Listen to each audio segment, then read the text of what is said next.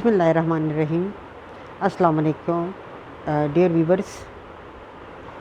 अपनी last videos में मैंने पॉलिटिकल साइंस के हवाले से मुख्तलिफ़ टॉपिक्स के ऊपर बात की है और आज हमारा टॉपिक है इलेक्शन। चूँकि पाकिस्तान में आजकल इलेक्शन का नाम जो है वो हम सुनते चले आ रहे हैं, तो इसीलिए पॉलिटिकल साइंस इस वर्ड को भी टच करता है और इससे रिलेटेड जो जितनी भी चीज़ें हैं, जितने भी टर्म्स हैं, उन सारे टर्म्स को आज मैं आपके साथ डिस्कस करूँगी। अब इलेक्शन जो है वो जिसको हम कहते हैं जनरल इलेक्शंस, यहाँ पे हम इलेक्शंस का टर्म यूज़ करते हैं इंतखाबात, यानी जो हम पब्लिक ऑफिसेस के लिए करते हैं। वैसे तो हम देखते हैं कि मुख्तलिफ़ जो यूनियंस होते हैं, मुख्तलिफ़ लोग जो है वो अपने लिए हवाले से जो है वो अपने यूनियंस के हवाले से इंतखाबात करते हैं। जैसे ट्रेड यूनियन हो गया, या हम देखते हैं कि लॉयर्स के अपने यूनियंस होते हैं, उनका इंतखाब जो है वो होता है। लेकिन यहाँ पे हम पब्लिक ऑफिस के इंतखाब का ज़िक्र जो है, उस इलेक्शन का ज़िक्र जो है वो हम कर रहे हैं। तो उसमें अगर हम ये देखें तो इलेक्शन जो है वो यानी एक से ज़्यादा बंदे जब अपने आप को पब्लिक ऑफिस के लिए प्रेजेंट करते हैं तो उसको हम कहते हैं, और उसमें से हम किसी एक का इंतखाब जो है वो करते हैं, तो उस प्रोसेस को हम इलेक्शन कहते हैं। हम यहाँ पे जनरल इलेक्शन का टर्म यूज़ करते हैं। तो जनरल इलेक्शन का मतलब है आम इंतखाबात। आम इंतखाबात का मतलब जो है वो यही होता है कि पूरे मुल्क के अंदर इंतखाबात होंगे, और ये इंतखाबात जो है ये पूरे मुल्क के कानूनसाज इदारे, या हम कहते हैं कि सूबाई असम्बलियों के लिए किए जाते हैं। अब मुल्क के अंदर जो इंतखाबात होते हैं उसमें हमें देखते हैं कि ज़ाहिर इस इंतखाबात का इनेकाद जो है वो एक इदारा करता है, और उस इदारे को हम इलेक्शन कमीशन कहते हैं।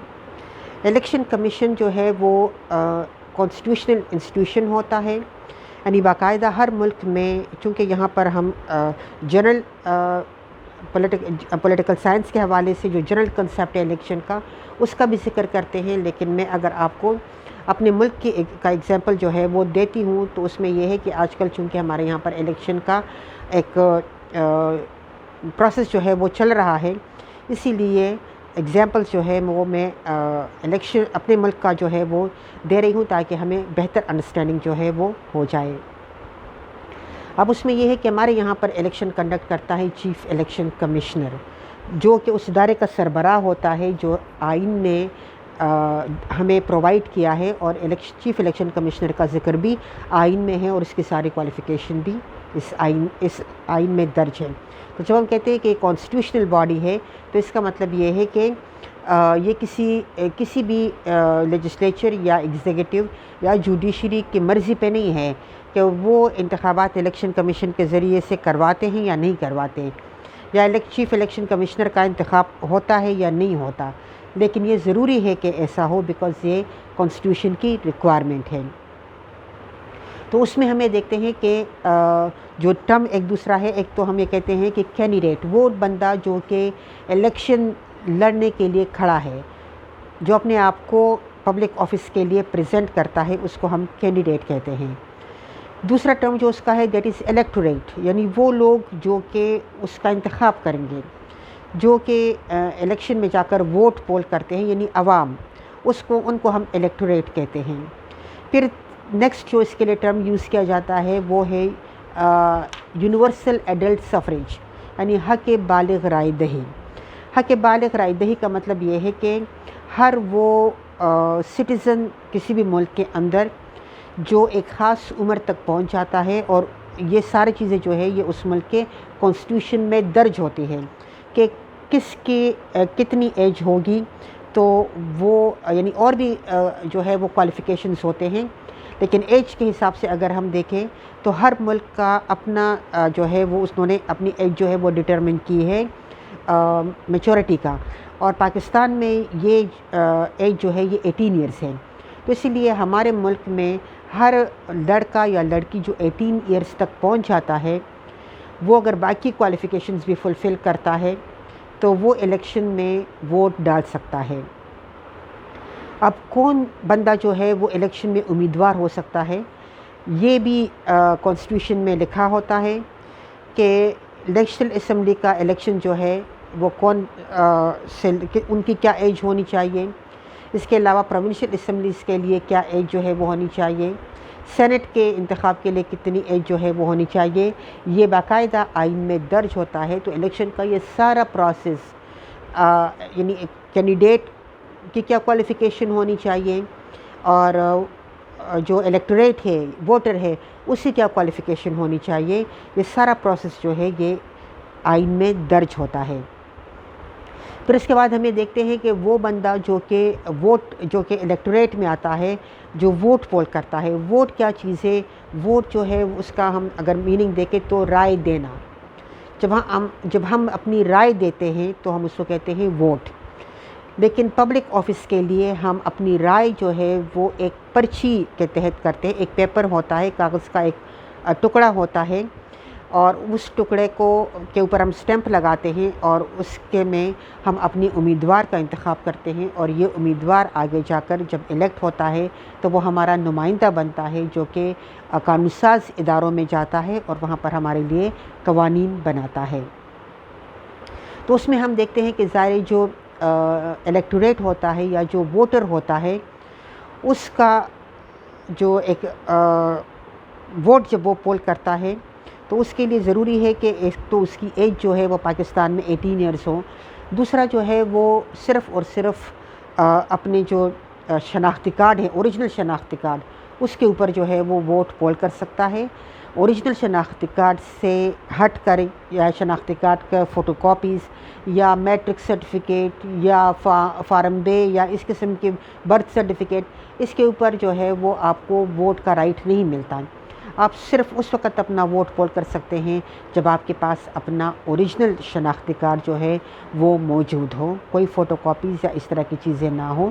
اگر آپ کے پاس آپ کا اوریجنل شناختی کارڈ آپ کا ایکسپائر ہو چکا ہے اور آپ نے نئے کے لیے اپلائی کیا ہے، رینیو کرنے کے لیے اپلائی کیا ہوا ہے، تو وہ آپ کے پاس جو اس کا ایک رسید ہوتی ہے، وہ رسید جو ہے وہ آپ دکھا کر جو ہے وہ ووٹ اس کے ذریعے سے بھی پہلے تو پول ہوتا تھا، اب پتہ نہیں آگے سچویشن جو ہے وہ کیا بنتی ہے، لیکن یہ ہے کہ جو بنیادی چیز ہے وہ یہی ہے کہ آپ کے پاس آپ کا اوریجنل شناختی کارڈ ہونا چاہیے۔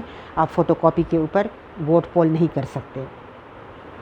اس کے بعد ضروری ہے کہ آپ کا نام جو ہے وہ الیکٹرل رول میں موجود ہو۔ الیکٹرل رول کیا ہے؟ یہ وہ فہرست ہوتی ہے جس میں لوگوں کو، ملک کو مختلف حلقوں میں تقسیم کیا جاتا ہے، صوبائی اسمبلیوں کے حوالے سے بھی اور قومی اسمبلیوں کے حوالے سے بھی۔ اور الیکشن کمیشن جو ہے، جیسے آج کل ہمارے یہاں پر سینسز ہوئے ہیں، یعنی مردم شماری، تو یہ الیکٹرل ووٹر کا لسٹ جو ہے یہ اس مردم شماری کی بنیاد پر تیار کیا جاتا ہے۔ یعنی ابھی ضروری ہے کہ آپ کا نام جو ہے وہ ووٹر لسٹ میں، یعنی جو انتخابی فہرست ہے، آپ نے دیکھا ہوگا کہ کاغذات ہوتے ہیں، جو ایجنٹس ہوتے ہیں ان کے پاس کاغذات ہوتے ہیں، اور وہ ان کاغذات میں آپ کا ووٹ نمبر دیکھتے ہیں اور آپ کا دیکھتے ہیں کہ آپ کو اپنا ووٹ کس پولنگ اسٹیشن میں پول کرنا ہے، تو وہ ساری انفارمیشن جو ہے وہ آپ کو پرووائڈ کی جاتی ہے۔ تو پہلے ہم یہ ذکر کرتے ہیں کہ یہ کانسٹیچوئنسی کیا ہوتی ہے، یعنی آپ کا تعلق، ہم کہتے ہیں حلقہ، فلاں حلقے میں انتخابات ہے یا ہمارا فلاں حلقے کے ساتھ تعلق ہے، تو یہ حلقہ کیا چیز ہے؟ انتخابات کے لیے ملک کو مختلف حلقوں میں تقسیم کر دیا جاتا ہے، اس لیے کہ اسپیشلی اگر ہم اپنے ملک میں دیکھیں تو یہ کوشش کی جاتی ہے کہ ہر علاقے کو ریپرزنٹیشن جو ہے وہ دی جائے، ہر علاقے کے لوگوں کو نمائندگی جو ہے وہ قانون ساز ادارے میں دی جائے۔ اس کے لیے ملک کو مختلف انتخابی حلقوں میں ڈیوائیڈ کر دیا جاتا ہے، اور اس کو ہم انگلش میں کانسٹیچوئنسی کہتے ہیں اور اردو میں اس کو حلقہ کہتے ہیں۔ قومی اسمبلی کے لیے یہ حلقہ وسیع ہوتا ہے اور صوبائی اسمبلی کے لیے یہ کم ہوتا ہے۔ علاقے کا مطلب یہ ہے کہ ظاہر جیسے ہم کہتے ہیں کہ اگر اگزامپل ہم لے لیں کہ قومی اسمبلی کے لیے کم از کم 1,00,000 لوگوں کے لیے، کسی علاقے میں اگر 1,00,000 لوگ ہوں تو ان 1,00,000 لوگوں کے لیے ایک نمائندہ ہوتا ہے قومی اسمبلی کا. دس از جسٹ این ایگزامپل میں دے رہی ہوں کہ اگر آپ کے حلقے میں یا آپ کے علاقے میں جتنے بھی لوگ ہیں 2 لاکھ ہے 3 لاکھ ہے یا 4 لاکھ ہے، اگر ان کے لیے ایک M&A جو ہے وہ ہونی چاہیے، ایک M&A کی سیٹ جو ہے وہ وہاں پہ ہونا چاہیے تاکہ اس حلقے کی نمائندگی قومی اسمبلی میں ہو. اب اگر 1 لاکھ یا 2 لاکھ لوگوں کے لیے ایک M&A کی سیٹ ہوتی ہے تو وہاں پر صوبائی اسمبلی کی سیٹ جو ہے وہ زیادہ ہوگی. انہی لوگوں کے لیے صوبائی اسمبلی کی سیٹ جو ہے وہ 2 یا 3 ہوگی، اس لیے کہ وہ صوبائی اسمبلی کے لیے زیادہ امیدوار جو ہے وہ وہاں سے جائیں گے بیکاز وہ اسی پروونس کو ریپرزینٹ کرتے ہیں. تو اسی طرح سے ہر علاقہ، ملک کے ہر علاقے کے لوگوں کی ریپرزنٹیشن جو ہے وہ مرکزی حکومت میں بھی ہوتی ہے اور وہ صوبائی حکومتوں میں بھی ہوتی ہے. تو اس کو ہم کہتے ہیں حلقہ. پھر اس حلقے میں ہم دیکھتے ہیں کہ انتخابات ہوتے ہیں. جب انتخابات کا ٹائم ہوتا ہے تو الیکشن کمیشن کا جو آفس ہوتا ہے وہ ہر صوبائی سطح پر بھی ہوتے ہیں اور ضلعی سطح پر بھی ہوتے ہیں. تو یہ ان کی جو ووٹرز لسٹیں ہوتی ہیں وہ اپنے ووٹر لسٹوں کو ڈسپلے کرتے ہیں اور اس کو یہ ان کے اشتہارات جو ہے یہ لگاتے ہیں میڈیا کے اوپر. لوگوں کو یہ بلاتے ہیں کہ لوگ جائیں ان کے آفس میں، جو قریب ترین ان کا الیکشن آفس ہوتا ہے ضلعی الیکشن آفس، وہاں پہ لوگ جاتے ہیں. وہاں پہ لوگ اپنے ان فہرستوں کو چیک کرتے ہیں.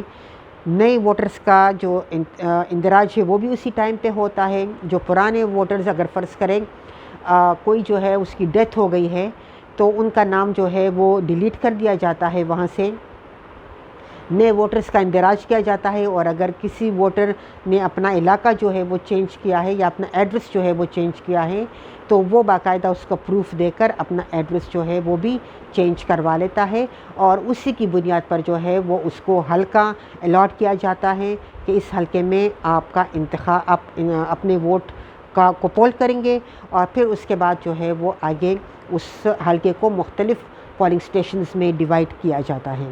یعنی ایک حلقے میں بہت سارے پولنگ سٹیشنز جو ہے وہ موجود ہوتے ہیں بیکاز پولنگ سٹیشن کا جو انعقاد ہے یا پولنگ سٹیشن کے جو الاٹمنٹ ہے وہ اس بنیاد پر کی جاتی ہے کہ لوگوں کو اس جگہ کے لوگوں کے وہ قریب پڑے اور لوگ جو ہے وہ آسانی سے وہاں پہ جائیں اور اپنا ووٹ جو ہے وہ پول کریں.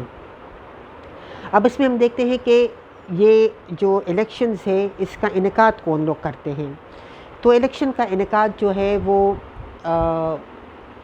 الیکشن کمیشن کرتا ہے. فہرستیں جو ہے وہ الیکشن کمیشن بناتا ہے اور اس کے بعد جو ہے وہ باقی کام پھر ریٹرننگ آفیسرز کہتے ہیں. یعنی جو الیکشن کمیشن ہے وہ ہر علاقے میں ان انتخابات کی تقرری جو ہے وہ الیکشن کمیشن کے ذریعے سے کرتے ہیں. اب الیکشن کمیشن کے ذریعے ریٹرننگ آفیسرز کے ذریعے سے کرتے ہیں. یہ ریٹرننگ آفیسرز کون لوگ ہوتے ہیں یہ انشاءاللہ ہم نیکسٹ ویڈیو میں ڈسکس کریں گے. تب تک کے لیے اللہ حافظ.